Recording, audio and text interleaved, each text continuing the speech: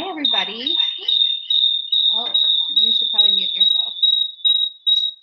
Mute your mic. Okay, is that it? I think What's so. that? Okay, I'm like, where is it coming from? We're just working out the technical difficulties here, which is okay because it looks like we're still waiting for a couple of people to join. So make sure everyone can yeah. Oh, can everybody hear me? Give it like a thumbs up or something, or we can't have Molly test it because then we'll get feedback. But Molly is okay. Sarah says, hi, Sarah. Thank you for letting me know you can hear me.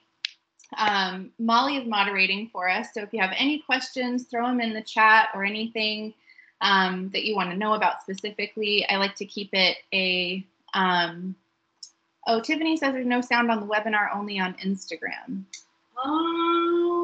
Let me check yours. Let's see. My mic is on. Can you hear me through Instagram, Tiffany? It says no sound on the webinar, only on IG. Mm-hmm. So it says that you are on. Although I think, Sarah, you said you could hear me, right?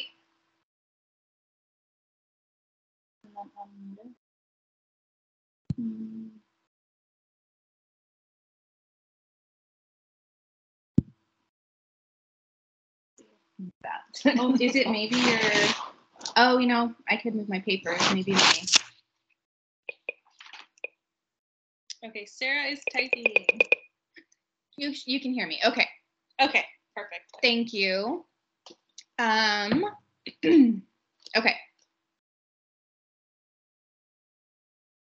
And you're on Teams too, Sarah. Okay, awesome. Thank you. So we like to keep this pretty open forum. If you have a question about something I'm talking about right now, please do throw it in there. And okay, sounds good, Tiffany. I'm actually going to turn off the chat because it's going to distract me, and Molly's got it. Otherwise, I'm going to be looking at the chat a lot. So I'm really excited to bring this information to you guys because I'm noticing in my practice that it's a pretty big deal right now. I'm sure it's been a big deal for a while, but I think definitely COVID has kind of exacerbated some of these issues that we were already having. Hi, Tiffany. And I just think it's really important to understand a little bit more about how the body operates. So I'm just going to jump right in. Again, if you have any questions, do throw them in the chat. I'm going to try to leave 15 minutes at the end for kind of a more open forum type of thing. But feel free to toss them out there. So firstly, I want to talk about, I'm going to try to not cover my microphone here. I had this all set up, but the term adrenal fatigue in the first place, I don't love it. I use it in the marketing, or Molly, I should say, uses it in the marketing because it's recognizable. People are really used to hearing, oh, adrenal fatigue and all the things, but it's really a misnomer. It really isn't a great way to describe what's happening. In general, it's better to say it's your nervous system is overwhelmed. So basically, it's a HPA axis dysfunction, meaning it's the hypothalamic, pituitary, and adrenal feedback loop. So it's messages that your brain sends to different organs and glands in the system. And when we are in that feedback loop on a constant basis, what happens is we are in survival mode constantly. And instead of it fatiguing those glands, what it really is that your brain and your glands are becoming desensitized to those signals. So think, gosh, a bear is chasing me. I've got to run, or I've got to turn around and fight this bear. Really, you shouldn't fight a bear.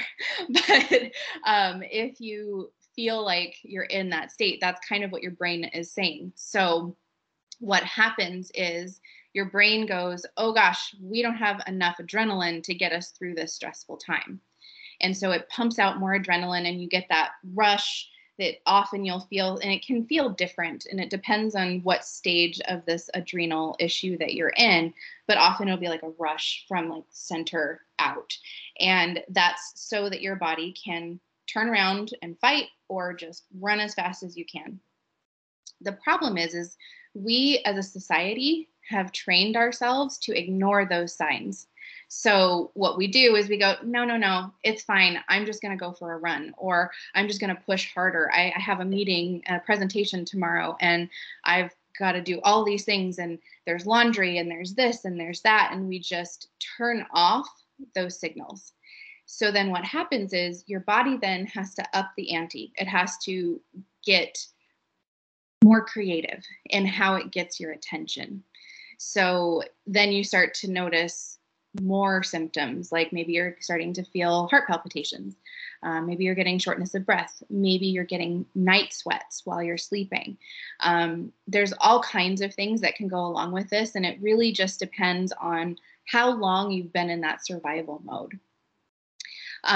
So that can happen for all kinds of different reasons. Our society in general really places a premium on how busy you can be. And it's kind of this, its own negative feedback loop of how we respond to different things. So the busier we are, the more successful we are in our society. So the more things we can pile on our plate, the more successful we are. And look at how hard I'm working. And so we have just turned off all of those alarm bells that tend to go off in our system. So it's not that our adrenals are fatigued. I do want to be clear about that, because the body doesn't just go, I'm tired, I'm not going to function today. That's just really not how it's set up.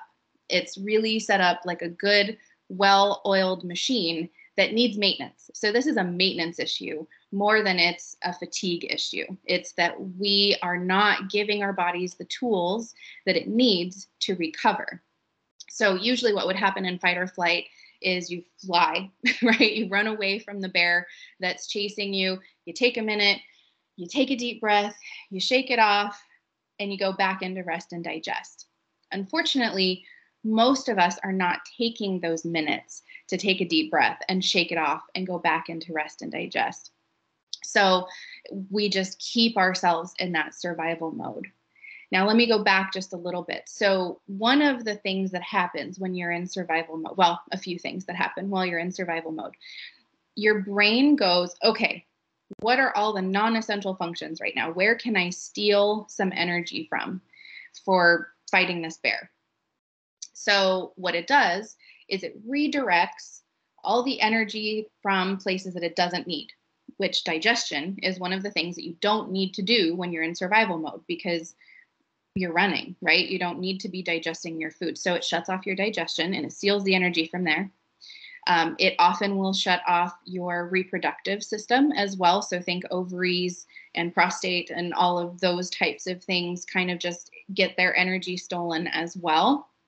And all of that energy that's been kind of swiped from other sources gets redirected to your respiration, to your heart, and to your limbs so that you can run and fight and do all the things that you need. So that's what we mean by survival or rest and digest, because once you've gotten out of that survival mode, you can then turn your digestion back on, your reproductive system, all of those other functions that really need to be happening get turned back on when you take a minute to reset.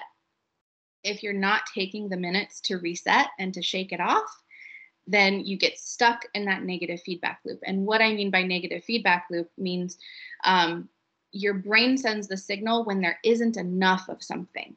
So you don't have enough adrenaline or enough cortisol to get you through a survival state. Your brain goes, oh, we don't have enough, trigger more. So if you're stuck in that, then you get stuck in that negative feedback loop of not enough. So part of the way that that happens is life, right? Most of us in this country don't have the luxury of shutting everything off and going and living on a mountain in a monastery for a month to get us back into that rest and digest state. So we're just constantly going, especially, you know, those of us that have kids or businesses or, you know, any of the myriad of things that keep you awake at night, really, where you're losing sleep over, oh my gosh, am I going to make payroll? Or the kids waking you up because they don't feel good or they had a bad dream. So you're not really getting that time to shake it off because you just have to shake off the day and keep going and do something else. So, I mean, those are some of the ways. Also, trauma, which in our other webinar, when we were talking about resiliency with a bunch of the other practitioners from the collective, I kind of touched on trauma just a little bit because that's a thing for me too, where I would really love for our society to reframe the word trauma. Because usually when we say trauma in our brains, we think bloody, we think accident, we think something physical happened to us. And that's not always the case. It's also something emotional could have happened. Say you lost a loved one, or you had a pretty terrible scare, right? Those things also send you into fight or flight. And unless we're taking the time to process those things, and depending on how bad the trauma is, you might be able to process it on your own. You might need some professional help with that too. I'm a huge proponent of mental health counseling when it's necessary, when it's warranted. And there's different kinds of things like that. Meditation is great. The point is we need to find a way to process the things, the data that's coming in to our awareness on a daily basis. When we don't do that, it keeps us in that negative feedback loop constantly. So those are just a couple of the ways that that can happen. I'm sure that you can extrapolate from that. Maybe some things, maybe some light bulbs are going off like, oh gosh, yeah, I did just have a crazy thing happen to me. And I didn't think it affected me that badly. But now that you mention it, after that happened, I started waking up in the middle of the night. I started getting night sweats. I started having issues digesting my food. I hear a lot, like, I can't swallow it, just won't go down. And that's basically what I just said. Like, your body is just like, nah, we don't need that right now. Night sweats can often be a part of it because it's your brain telling you you're not safe in the middle of the night, going, I don't know what to do with all this adrenaline. I'm still pumping out this adrenaline. So you just can't shut your brain off at night. That's another thing, is brain fog. Part of that can come from not being able to shut your brain off at night, but it can also come from just that overwhelmed feeling in your nervous system, where your nervous system is just on edge, which I'm sure everybody's experienced that, where you're just like kind of like a skittish cat, or if something happens, you're like, oh my gosh, what's that? Oh, all the things. It's because your nervous system is on high alert because you're in survival mode. So when you're in survival mode, everything is a threat. So your brain is now looking at everything through the filter of whatever it is that puts you in that survival mode in the first place. So everything could be negative or could be traumatic to you. And so your brain's a little bit of a drama queen in this state, which it's its job. Its job is to keep you safe and to keep you alive. So it just looks at everything like, oh God, that could hurt me. Oh God, don't do that. Don't go over there. So it stands to reason that that'll also happen in the middle of the night. One of the other things that can happen as well is when you've got this overabundance of adrenaline and cortisol, your body doesn't know what to do with it if you're not using it to fight or flee. So what does it have to do? Well, it has to store it. It has to go somewhere. It can't just hang out in your bloodstream constantly, right? So most of the time what happens is that cortisol gets put right into your belly, or in women, a lot of times into your hip area, in that circumference. So we have a hard time losing weight because your body is now going, no, we're in survival mode. We don't know where our next meal is going to come from. We don't know what we're going to do with all this extra hormones and, all the things. So it just stores it right there. And until you're able to turn that mechanism off and tell your brain it's okay, kind of pat yourself on the head and be like, it's okay, thank you for doing your job, but we're all right now, you're really going to have a hard time losing weight, because not only are you not processing your food appropriately, but you're also storing all of that energy and all of those extra hormones that you really don't need, but your body thinks you do. So those are just some of the reasons why I don't love the term fatigue, because it's, yes, you're tired. Yes, your body is tired, but your glands and your organs, as long as you're giving it what it needs, like, there is a method to the madness of the body. And in my experience, trying to get in between what your body's trying to do and what you want it to do is not the way to go. Unfortunately, it's like trying to get in between two bears when they're fighting for food. You don't want to do it. You're going to end up getting hurt if that happens. So really what you have to do is come at it kind of from an angle and, kind of distract the bears and be very gentle with it in how you treat them. Some of the ways that I love to do this and with my patients in my practice too, is I often recommend, like if you're a gym rat, for example, this is a very controversial thing with all of my patients, so don't hate the messenger. But really, I tell people to really back off of their intense workouts, because what that's doing is just reinforcing that you're in survival mode, right? Your brain can't really tell the difference between running for fun and running for survival when you're in survival mode already. So one of the best things to do is not stop exercising, but change how you're exercising. So I love walking. Walking is one of my favorite little tricks, especially if you're starting to feel that swell coming up where you're like, oh my goodness, I can feel that I'm either going to have a panic attack or like there's an elephant sitting on my chest, or I'm just super stressed and on edge. Take a quick walk around the block. Not run, not jog, but just a quick get out of the house, get out of where you're in the moment, and trick your brain into thinking that you left the danger. And then you can go back and take a deep breath and sit down and try it again. Yoga is also one of my other favorite tricks because it really forces you to kind of slow down and breathe, which is what we often forget about when you're in survival mode. You forget to breathe. You think it's a pretty simple thing.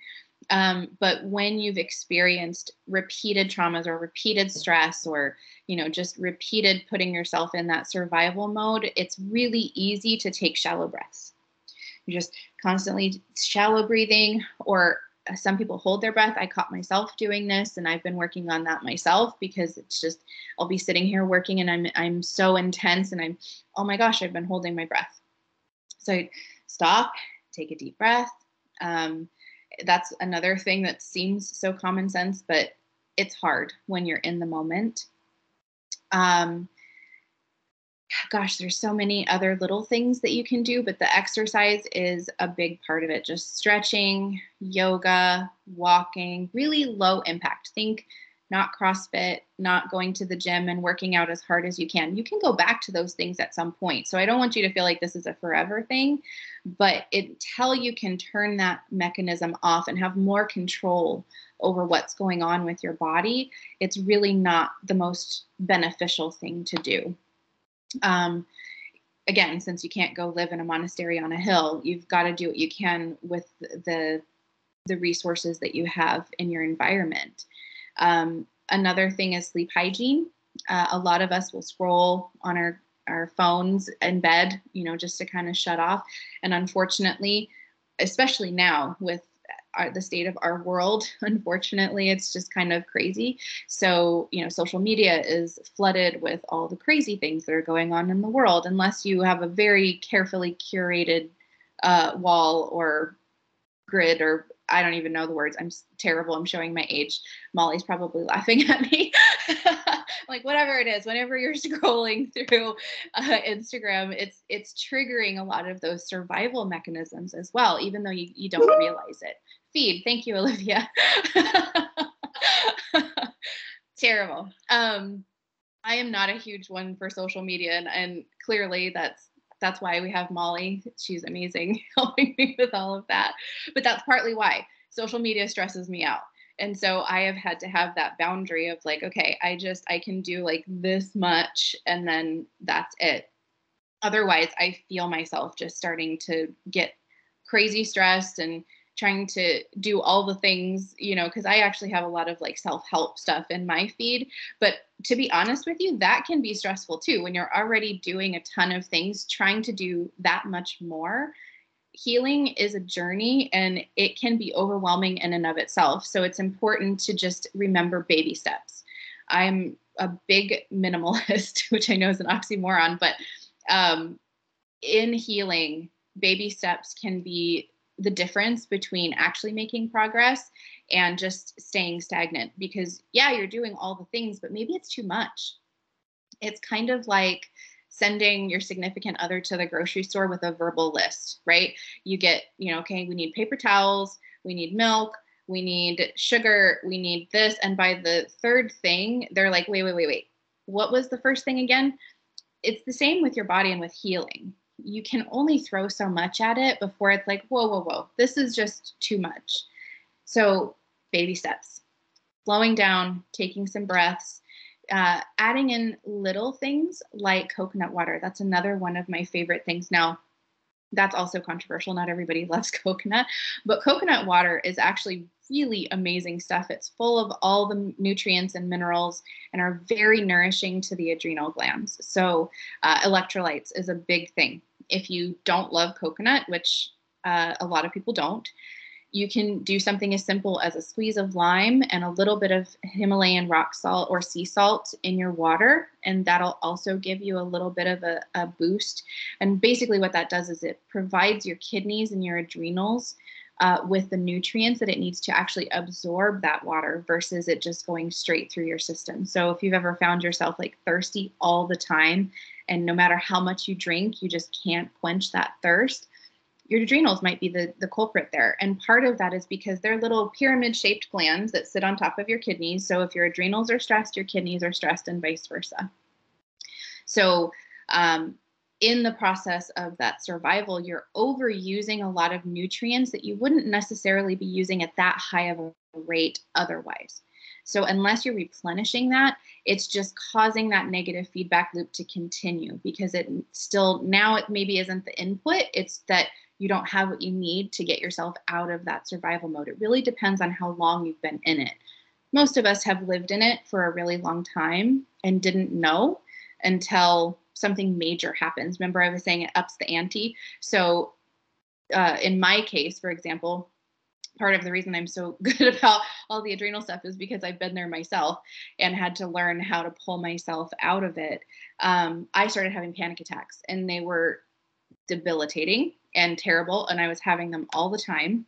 And that was how my body had to get my attention, because I'm one that pushes myself really hard. So I've had to learn how to listen to the more subtle hints that my body gives me versus pushing myself to the point where my nervous system just shuts down. And that's really what happens in my case. If I push too hard, my nervous system shuts down and I'm useless for a couple weeks. Another thing that can happen is you get sick a lot. So your immune system takes a huge hit. So training yourself to listen for the little subtle things like, oh gosh, I've been thirsty a lot and I'm just not able to quench that thirst.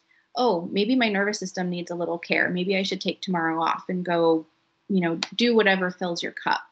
A lot of us have forgotten what fills our cup because we are so used to ignoring that and pouring from an empty cup. So that's the biggest thing. If you get anything from this, I would say just train yourself to listen to your body, which can be difficult. It's a hard thing to do if you don't know how to do it. So those are some of my kind of tried and true tips without going into all of the major nutrients and all the things. And I will go into that in my 3-hour webinar on the 15th. So if this interests you, if it's, resonating with you, I have much more in-depth dive into what the body's doing, the HPA axis and all of the science, which I love and I'll nerd out about. So I had to be really careful not to get too deep into that today, because I'll keep you here forever. But in the 3-hour one on the 15th, that one I will go into all the mechanisms and all of the great tips and tricks and the different stages of adrenal fatigue. And well, again, I hate that term, so I'm going to have to come up with something different. But and all of the reasons why it can happen, because there's different reasons why it can happen. And depending on the reason, you want to treat it differently. For example, medications. Some medications can actually cause this kind of adrenal issue, a negative feedback loop cycle. So if you're on certain medications, we'd have to be very careful in how we treat that adrenal fatigue, because we can't interfere with that medication because you're on it for a reason. There's other stuff like I was saying, the traumas That's a very multimodal type of thing, where it's not just pills, right? You got to do other things too, like mental health care. I'm a big fan of EMDR, which is very useful in retraining the brain, because what the brain does is it creates new pathways. When traumatic things happen, your brain goes, oh, nope, we're going to go a different direction. And it creates a whole different pathway. And unless you have somebody help you retrain that pathway and tell your brain that there is another way to do it, it's a really hard thing to get out of on your own. If you're in just like the early stages, amazing. Good for you for being here. I'm so happy, because in the early stages, it's a lot easier to go, okay, brain, we just need to do a couple different things and get you out of it. I venture a guess that most of us are not in the early stages, because especially 2 years into a pandemic, gosh, that's traumatic for so many people, right? It's been a lot. So I think that's kind of the breakdown of what happens, and a couple tips and tricks. There are some testing that you can do. To be honest, I'm not a huge tester. I do test if we need to, but I really also just like to work with what the body's telling us, with the signals and with what your symptoms are at first, unless we're not making any progress. And then I'll dig deeper into, okay, well, what's going on here? What do we need to do with the brain chemistry? But I have found in the past that testing a lot can also be very stressful for people. So my goal in my practice is to reduce that stress as much as possible and just give you very easy, sustainable things to do to get your body back into that rest and digest state. And I see there's been a couple chats coming in. Do we have some questions? Molly, did you want to start with the questions? So Tiffany asked a question about, let me get that. It says, is there a more beneficial time of the day to intake adrenal support drinks or supplements? That's a great question. Actually, yeah. So depending again on where you're at in your healing, the early morning, like right as you wake up, is actually one of the best times to take any adrenal supports. Having said that, anytime during the day, if you forget within 30 minutes of waking, just take them. It's better to get them in than not at all. And there's also certain kinds of adrenal support that you can take at bedtime. For example, magnesium is a great support for your adrenals and your kidneys. And that's a really good one to take at bedtime because it has a tendency to make you sleepy. So it really depends on what kind of treatment you're doing. But typically, those are the two, within 30 minutes of waking and right before bedtime to help you shut down. And also during the day, like I have my electrolyte water here that I'll just sip on through the day, because I notice that if I don't have my electrolytes in it, it kind of sits on my stomach kind of heavy. And so I'll just sip it through the day. Otherwise, I won't drink enough water. Next question is from Olivia. She said, how can we know what stage we're in? Mostly symptoms, to be honest, depending on how long you've been feeling this way. Have your symptoms been getting worse over the course of time? Did you kind of start with, oh gosh, I'm just not waking up feeling rested, and then it progressed into, I can't put a sentence together because this brain fog is killing me. Those are kind of more earlier stages. Really, it starts to get really crazy when you're getting panic attacks or losing hair. You can't keep your food down. That's a pretty significant advanced kind of stage, I guess, of adrenal issues. And you really should get somebody to help you with that, because it can be very tricky when you're further along into the adrenal issues. If you do something just quite out of order, those bears, remember, you're getting in between bears, and you want to be careful with that. Awesome. The next question that we have is from Kayla Angela on Instagram, and she said, what food or drinks help your adrenals and what makes them worse? You won't like this answer. Unfortunately, again, don't shoot the messenger. Sugar is one of the worst things that you could ever put in your body, but especially if you're dealing with adrenal issues. It is just a crazy stimulant that is in everything. And it's actually been proven that sugar is 10 times more addictive than cocaine. And it lights up more areas of your brain than cocaine, believe it or not. They've done an actual MRI of a brain on cocaine and a brain on sugar, and sugar was far worse. So I'm a huge fan of at least reducing your sugar intake if you can't completely eliminate it. Caffeine is the other one. Now, again, I'm not one to say eliminate everything all at once. Baby steps. If you've been a 5 or 6 cup of coffee a day person, please don't cold turkey, because you're just going to cause yourself all kinds of other issues. But maybe start reducing and maybe replace a little bit with some teas, like green tea is actually great. But eventually the goal would be to try to get you off of caffeine in general, because it's also a stimulant.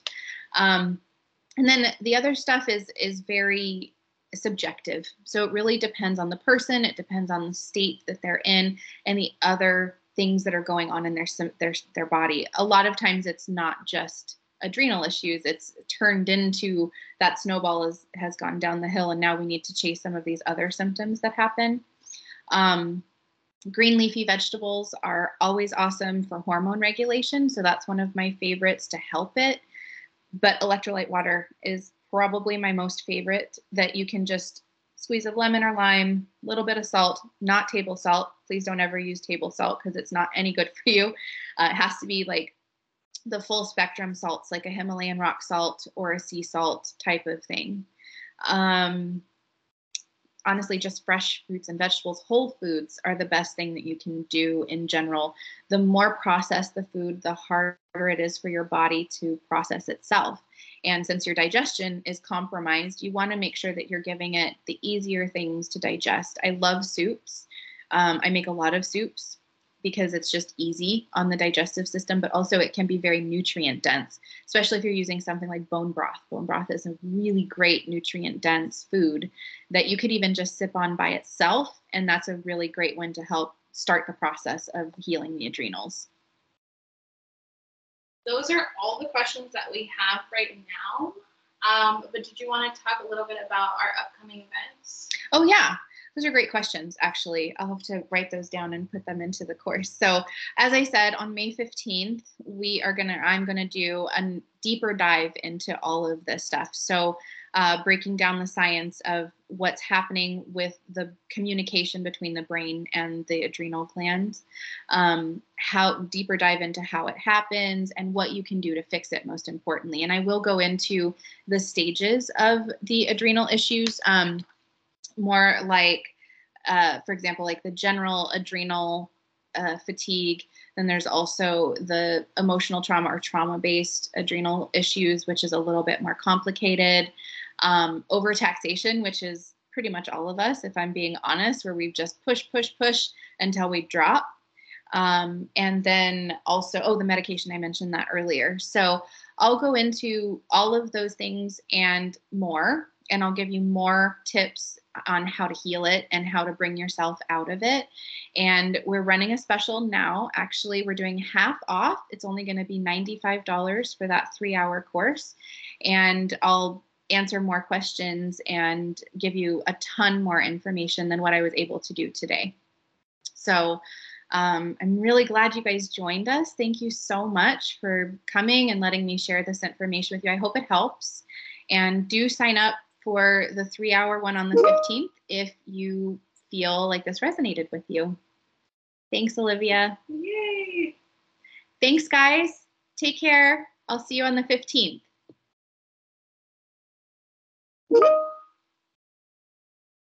You're so welcome. Thanks for coming.